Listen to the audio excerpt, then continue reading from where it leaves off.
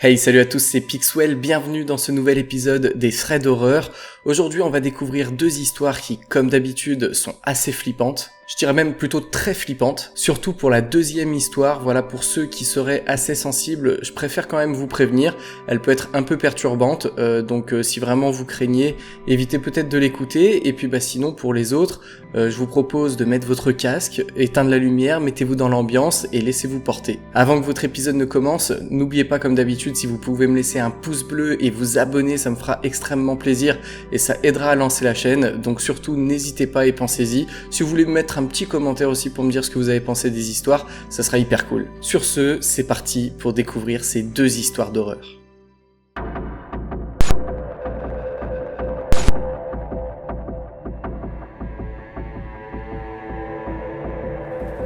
Avant sa blessure à la tête, Sophie et son mari avaient un rituel. Si jamais elle restait tard au bureau et avait besoin de prendre le dernier train pour rentrer chez elle, ils l'attendaient à la gare et la frôlaient accidentellement en descendant du quai. Ils prenaient une voix timide et agissaient comme s'ils se rencontraient pour la première fois en lui disant des phrases bateau pour la draguer. Elle aimait beaucoup ce petit jeu de séduction qu'ils avaient installé entre eux.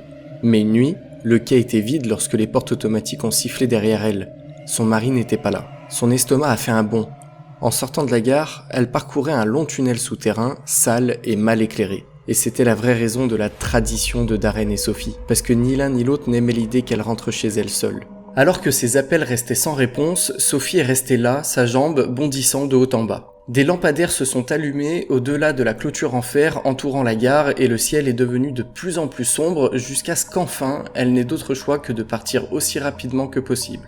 À l'intérieur du passage souterrain, des ampoules halogènes crépitèrent à environ 10 mètres l'une des autres. Elle a marché jusqu'à la moitié du tunnel, respirant par la bouche pour éviter la puanteur d'urine qui empestait. À mi-chemin, un bruit rapide de pas a foncé derrière elle. Elle s'est retournée, sa poitrine a heurté quelque chose de solide, puis deux mains ont jailli et l'ont attrapée par les poignets. Dans la faible lumière, elle pouvait distinguer des cheveux foncés et des yeux bleus profonds. Elle a poussé un énorme soupir de soulagement en pensant que c'était son mari. L'homme l'a appelée chérie, et c'est là qu'elle s'est rendue compte que ce n'était pas lui. Le cerveau de Sophie est entré en mode panique totale, ce qui signifie que le reste de la rencontre est encore un énorme flou. Mais elle sait qu'elle a riposté avec des coups de poing et des coups de pied. Ses ongles ont griffé l'œil gauche de l'homme et ont écorché son nez. Il continuait à crier quelque chose, mais c'était impossible à entendre sous ses cris rebondissant sur les murs. À un moment donné, elle a mordu sa main très fort. Après ça, elle a en tête des images d'elle couchée dans une mare de sang, tandis que l'homme s'excuse. Et quand elle se concentre vraiment pour retrouver ses souvenirs, elle revoit des dents acérées, entremêlées d'une brume de ténèbres. Ensuite, elle se rappelle avoir vu un cercle de visages flous autour d'elle qui la regardaient fixement. Ces visages étaient comme les mannequins sans expression que l'on voit dans les vitrines des magasins. Avec le cœur au bord de la gorge, elle s'est débattue jusqu'à perdre connaissance. Quand elle s'est réveillée, le seul visage qu'elle a vu, c'était celui de l'infirmière avec une voix douce et désincarnée qui flottait, promettant que tout irait bien. Quelque part à proximité, le bip continu d'un moniteur cardiaque prenait de la vitesse et petit à petit, elle a réalisé qu'elle était à l'hôpital. En regardant l'infirmière, elle a avalé sa salive de peur et lui a demandé ce qui était sur son visage. Dans l'incompréhension la plus totale, elle lui a demandé ce qu'elle voulait dire par là, et Sophie lui a répondu qu'elle voyait son visage lisse et plat, comme s'il était composé que de chair rose et de flou, comme si elle n'avait pas de yeux, ni de nez ou de bouche. L'infirmière sans visage lui a expliqué que Sophie avait subi une grave blessure à la tête et l'a couvert de gentillesse et de soutien pendant qu'une série de lampes de poche se braquaient dans ses yeux et que ses constantes étaient vérifiées une 12aine de fois. La voix de l'infirmière continuait à lui dire de ne pas trop bouger, sinon les points de suture qu'il y avait au-dessus de sa tête risqueraient de se détacher. Une autre figure au crâne vide, celle-ci habillée d'une blouse de médecin, est venue se tenir au pied de son lit. Et c'est là que Sophie a entendu pour la première fois le terme prosopagnosie, également connu sous le nom d'aveuglement au visage et qui peut résulter d'une lésion cérébrale traumatique. Ce qui a suivi a été un tourbillon d'activités. Darren, que Sophie ne reconnaissait que par sa coupe de cheveux et sa voix, a été autorisée à rester avec elle. Elle a serré sa main tout au long de l'avalanche de larmes et des visites sans fin des neurologues. Sur le chemin de la gare, le soir de l'attaque, Darren avait vu un jeune conducteur piler sur ses freins beaucoup trop tard pour s'arrêter à un feu rouge. Une vieille dame a été projetée dans les airs et Darren a appelé une ambulance pendant qu'il exerçait une pression sur la poitrine de la pauvre femme pour l'empêcher de saigner à mort. C'était la raison pour laquelle il avait manqué les appels de Sophie. Une femme nommée Tracy et son berger allemand, Buster, ont été attirés vers le tunnel par les cris de Sophie. Tracy a lâché Buster sur l'agresseur de Sophie, qui s'est enfui en direction de la gare, couvert de son sang. Tracy et Buster agresseurs sont tous deux venus rendre visite à Sophie à l'hôpital et ils ont posé pour une photo qui a fait la une du journal local. L'histoire d'un chien héros incluait un encart sur la condition de Sophie, même si elle avait spécifiquement demandé aux reporters de ne pas l'inclure. Deux policiers, que Sophie pouvait seulement distinguer par leur différence de taille, l'ont interrogée sur son agresseur. À en juger par leur voix irritée, ils espéraient en apprendre plus que ses cheveux ressemblaient un peu à ceux de Darren.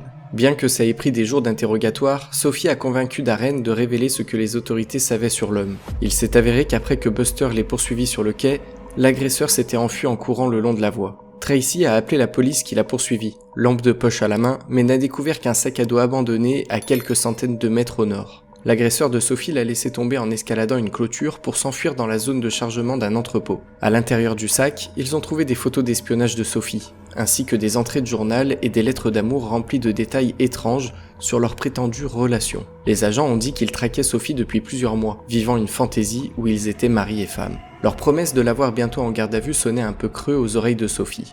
Pendant les semaines passées enfermée dans le service, Sophie a eu un cours intensif sur la difficulté de la vie avec la prosopagnosie. Vêtus de leur blouse d'hôpital identique, ses camarades de chambre étaient impossibles à distinguer à moins qu'ils n'aient une caractéristique unique, comme un vernis à ongles verts.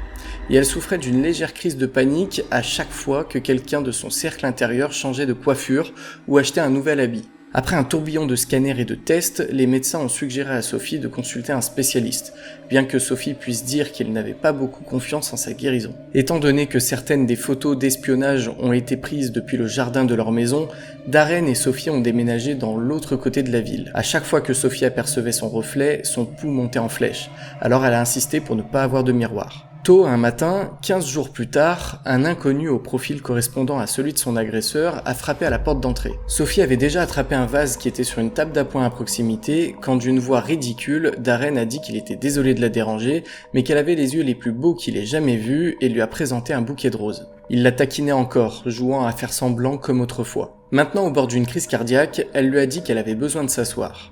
Il s'est excusé 1000 fois et elle lui a dit que c'était pas grave, mais qu'elle préférait qu'il rejoue jamais à ce jeu de rôle ridicule. Il a bien sûr accepté. Dans les semaines qui ont suivi, la confiance de Sophie en sa capacité à lire les gens a grandi. Tout le monde avait un indice, que ce soit une tendance à porter des bijoux bruyants ou une habitude compulsive de se gratter l'oreille. Avec le temps, elle s'est adaptée à cette nouvelle façon de voir, ou plutôt de ne pas voir le monde. Jusqu'à cette nuit-là.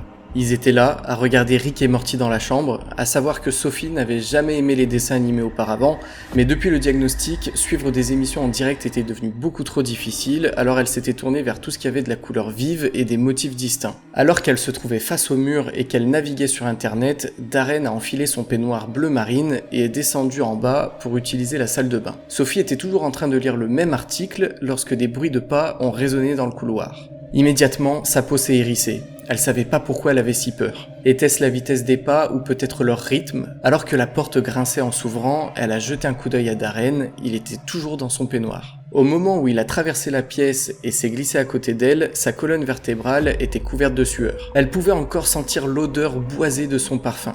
Alors qu'est-ce qui a déclenché l'alarme dans son esprit? Alors qu'un bras s'enroulait autour de son estomac, son cœur battait la chamade dans sa poitrine. Du coin de l'œil, un visage vide la fixait droit dans les yeux, silencieux et immobile. La façon dont cette main rugueuse sondait son estomac et le goût de ses souffles nauséabonds, tout ça évoquait des souvenirs du tunnel. Elle s'est roulée vers le mur, soudainement prise au piège. Et ça nous mène à maintenant. Sophie se trouve dans une situation délicate, partagée entre la peur et le doute. Incapable de déterminer si la personne à côté d'elle est son harceleur se faisant passer pour son mari, ou si elle est simplement paranoïaque. Elle est confrontée à un dilemme angoissant. Si c'est son harceleur, il a probablement appris sa condition à partir de l'article et pourrait exploiter cette information pour réaliser sa fantaisie. Sophie redoute les conséquences potentiellement dangereuses de la fuite ou de l'appel à la police, craignant même pour la sécurité de Darren.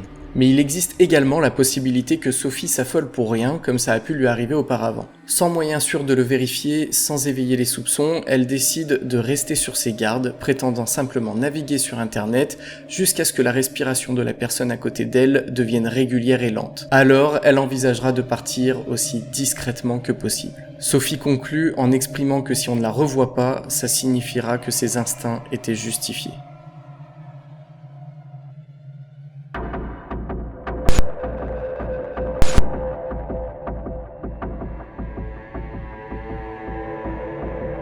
Alex et Cliff jouaient au même jeu du chat depuis plus de 15 ans maintenant. C'était qu'un jeu pour enfants où il fallait réussir à toucher l'autre, et pourtant Alex avait eu peur pour sa vie. Tout avait commencé l'été avant le lycée. Cliff venait de déménager à Sheffield, à quelques rues de lui. Il l'avait vu quelques fois au parc, seul. Un jour, Cliff était simplement venu le voir et lui avait demandé s'il voulait jouer à chat. Il avait accepté et ils étaient restés amis depuis. Tout au long de leur adolescence, jusqu'à l'université, ils avaient maintenu ce jeu de chat entre eux. Pourquoi ? Alex n'avait jamais réussi à trouver une réponse satisfaisante. Il supposait qu'ils étaient tous les deux des personnes compétitives.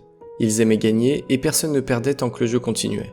Après l'université, Alex avait dû déménager à Londres pour poursuivre ses rêves et devenir cinéaste. Cliff restait ici, il avait maintenant une vie à Sheffield. Il fréquentait Olivia depuis quelques années à ce moment-là et les choses devenaient sérieuses. Pendant leur adieu, Cliff l'avait serré fort contre lui avant de le taper sur l'épaule. « Chat, tu es touché », avait-il chuchoté. Il s'était promis de se revoir souvent, mais comme d'habitude, la vie s'était mise en travers. Sa carrière avait commencé et décollé, et Cliff avait fondé une famille avec Olivia, donnant naissance à leur premier enfant, Rosie. Le jeu était devenu une excuse pour se rendre visite pour leurs anniversaires. Ils se surprenaient en se présentant sans prévenir et en se touchant. Ça avait duré de nombreuses années, l'élément de surprise s'était estompé, mais c'était simplement une excuse pour maintenir leur amitié en vie. Il y a quelques années, Alex avait du temps libre entre les projets sans grand chose à faire. Il n'avait pas eu de nouvelles de Cliff depuis un bon moment, alors il avait décidé de le surprendre vraiment cette fois-ci pour son anniversaire. Le plan, c'était de se présenter à sa porte une semaine plus tôt, le toucher et exiger ensuite qu'ils aillent boire un verre ensemble. Il avait chargé son camping-car et il était parti pour Sheffield. Ça semblait être le plan parfait, mais ça s'était avéré être la pire décision de sa vie. Il était 20h lorsque Alex s'était garé devant la maison de Cliff. L'endroit était sombre, mais la voiture de Cliff était garée dans l'allée. Il avait observé la maison quelques minutes pour voir si quelqu'un était chez lui. Une silhouette était passée devant l'une des fenêtres du salon, toujours dans l'obscurité. Quelqu'un était donc chez lui. Juste au moment où il allait frapper, Cliff était apparu dans l'embrasure de la porte, habillé comme s'il allait sortir. À en juger par son expression, il était aussi surpris que lui. La scène se déroula dans un silence tendu, alors que son expression se figeait dans un choc sévère. Il leva les mains en signe d'innocence, esquissant un sourire pour tenter d'adoucir la situation. Mais Cliff resta silencieux, son regard perçant semblant transpercer Alex. Avançant lentement, Alex étendit son doigt pour le toucher à la poitrine, comme un geste ludique. Mais le visage de Cliff restait imperturbable, ses traits tirés par une certaine gravité. Cliff secoua la tête avec fermeté, refermant la porte d'entrée avec un bruit sourd, coupant court à toute discussion. Son regard en disait long sur sa réticence. C'est alors qu'il annonça à Alex la raison de sa réaction, révélant la situation délicate de la famille de sa femme. Son père était en train de mourir, alors elle avait emmené sa fille voir sa grand-mère. Un instant de compassion passa dans les yeux d'Alex alors qu'il comprenait mieux la réaction initiale de Cliff. Malgré tout, Alex tenta de trouver une lueur d'espoir dans la situation, suggérant qu'il pourrait être disponible pour passer du temps ensemble ce soir. Après un moment d'hésitation, Cliff consentit avec réticence, conscient de ses responsabilités à venir. Après les 6 bières, Cliff était d'une bien meilleure humeur. Il semblait plus détendu que jamais. Alex savait que son travail était difficile, quelque chose de compliqué avec les finances. Un bon salaire, mais un terrible équilibre entre vie professionnelle et vie privée. Et élever un enfant ne devait pas être facile. Mais maintenant, il faisait des blagues, achetait des shots de tequila, et même piquait quelques cigarettes à Alex en cachette. On aurait dit qu'ils étaient de nouveau des adolescents, juste 2 meilleurs amis qui appréciaient la compagnie de l'autre. Cliff revint à la table, titubant légèrement sous le poids des 2 pintes qu'il portait dans ses mains tremblantes. Il s'effondra sur le tabouret à côté d'Alex, lui donnant une tape dans le dos avec enthousiasme, pour marquer sa victoire. Alex glissa instinctivement son bras autour de son épaule, un sourire malicieux flottant sur ses lèvres. Cliff répondit avec un sourire exagéré, ses dents et ses gencives exposées dans une expression presque sauvage, éclatant de rire. Sa voix résonnait presque comme une mélodie alors qu'il déclarait, avec un ton taquin, qu'il prendrait Alex par surprise un jour.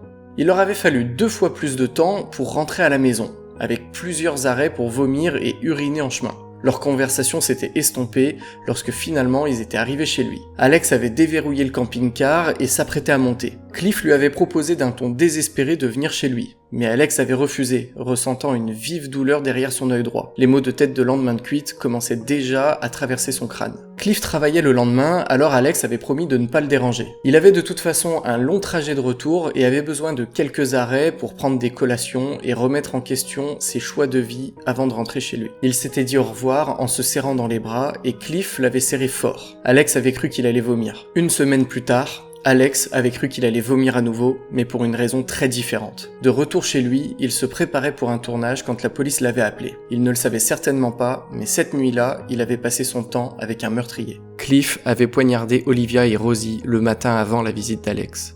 Une minute, il prenait le petit déjeuner avec sa famille, et la suivante, il les poignardait tous les deux avec un couteau. Leur sang continuait de s'écouler sur les carreaux de la cuisine lorsque Alex était arrivé quelques heures plus tard. Il les avait laissés pourrir là, alors qu'ils se saoulaient ensemble. La police semblait presque ravie de lui parler, convaincue qu'il pouvait éclairer l'affaire. Cette certitude avait rapidement été remplacée par un choc et une profonde frustration lorsque Alex leur avait dit qu'ils avaient passé toute la nuit ensemble et qu'ils n'avaient absolument rien remarqué. Cliff semblait bien, même mieux que bien, il semblait formidable. Il n'y avait pas de motif, pas de suspect et pas de piste. Une chose était certaine, il formait une famille heureuse. Aucune preuve d'affaires secrètes ou de dettes cachées. C'était comme si Cliff avait simplement décidé de faire exploser la vie qu'il avait passé tant d'années à construire. Alex aimait Olivia et Rosie. Et maintenant, elles avaient été effacées de la planète par quelqu'un qu'il avait appelé son meilleur ami. Les semaines suivantes, Alex passa dans un état second, rejouant la nuit sans fin dans sa tête, cherchant des indices sur ce qui était arrivé à son ami de 15 ans. On pourrait penser que tout ce temps passé avec quelqu'un signifierait que vous auriez une idée de la personne qu'ils sont. Mais non, nous portons tous des masques, mais certains cachent des visages bien plus laids que d'autres. Une grande partie de la nuit était floue. Il était difficile de tout reconstituer, mais il y avait un moment qu'il ne pouvait pas oublier, quand Cliff lui avait dit qu'il le prendrait au moment où il s'y attendrait le moins. Alex a commencé à se demander si Cliff jouait encore à chat avec lui. La police avait dit qu'il s'était caché quelque part dans le Peak District. Il cherchait partout, mais il n'avait encore rien trouvé. Il n'avait rien emporté et était parti à pied. L'officier pensait qu'il était sorti dans les bois pour mourir, qu'on trouverait son corps échoué quelque part dans un fossé. Alex savait que s'il restait un soupçon de l'ancien Cliff quelque part, il comploterait pour lui rendre l'appareil. Il n'aimait jamais perdre, et tant qu'il était touché, il perdait. Des mois se sont écoulés et personne ne savait où Cliff était parti. Alex savait qu'il n'était pas parti loin. Il était là, à se faufiler aux limites de sa vision, attendant la meilleure occasion de frapper, caché parmi la foule. Une nuit, Alex était dans son bureau, en train de revoir des images pour un nouveau film sur lequel il travaillait. Il regarda par la fenêtre, et il était là, accroupi, près de la remise, obscurci par les ombres. Il s'est dit que ce n'était qu'un tour de son esprit, mais ensuite, il vit son visage, pâle et illuminé par la pleine lune. Il souriait. Alex attrapa son téléphone sur le bureau et appela la police.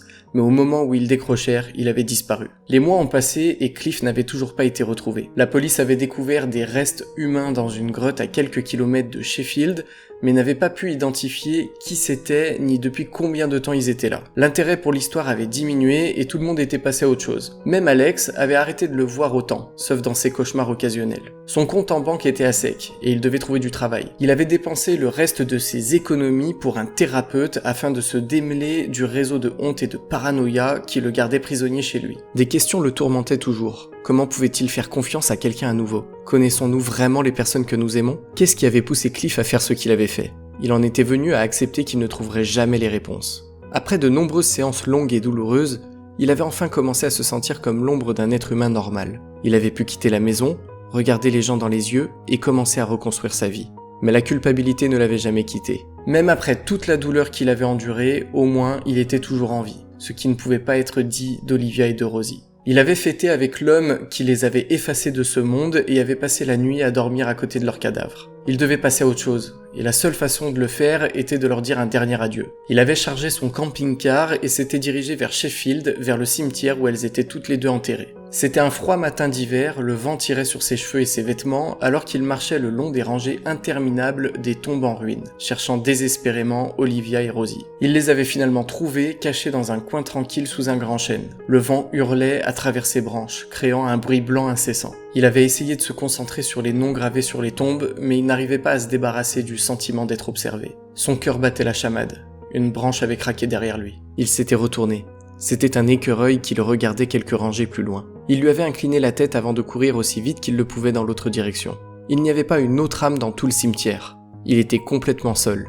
Il avait pris une grande inspiration et avait regardé à nouveau les noms Olivia et Rosie. Il avait dit qu'il était désolé et avait remplacé les restes croûteux de quelques vieilles fleurs par des jonquilles fraîches qu'il avait achetées. Manifestement, personne ne les avait visitées depuis longtemps. Quelque chose au plus profond de ses entrailles lui disait que Cliff était parti. Il espérait qu'il avait perdu la raison et qu'il était mort de faim au milieu d'un bois. Alex avait dit au revoir à tous les trois ce jour-là et était rentré chez lui. La semaine dernière, à contre-cœur, il était à une fête. Sa nouvelle petite amie l'y avait traîné en lui disant que ce serait amusant. Ça l'était pas du tout. Il avait vidé une bouteille de vin en moins d'1 heure et la file d'attente pour les toilettes était de 4 personnes. Sa vessie n'était plus ce qu'elle était, alors il s'était faufilé dans le jardin pour trouver un endroit isolé. En sortant, le projecteur avait illuminé le jardin d'une lumière blanche vive. Il avait rampé jusqu'à un coin sombre.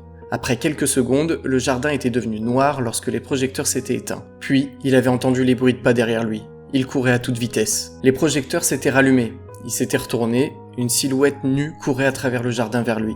C'était Cliff, et il arrivait vite. Sa peau était couverte de saleté et de boue, certaines anciennes, certaines nouvelles, avec une longue barbe blanche, hirsute et des cheveux gras. Il lui avait souri avec des dents manquantes. Son bras droit était tendu, ses yeux sombres brillaient à la lumière de la lune. 5 doigts géants avaient poignardé sa poitrine, envoyant une décharge de douleur aiguë à travers ses côtes. La force l'avait poussé contre la clôture du jardin. Il avait essayé de laisser échapper un cri, mais il s'était coincé dans sa gorge.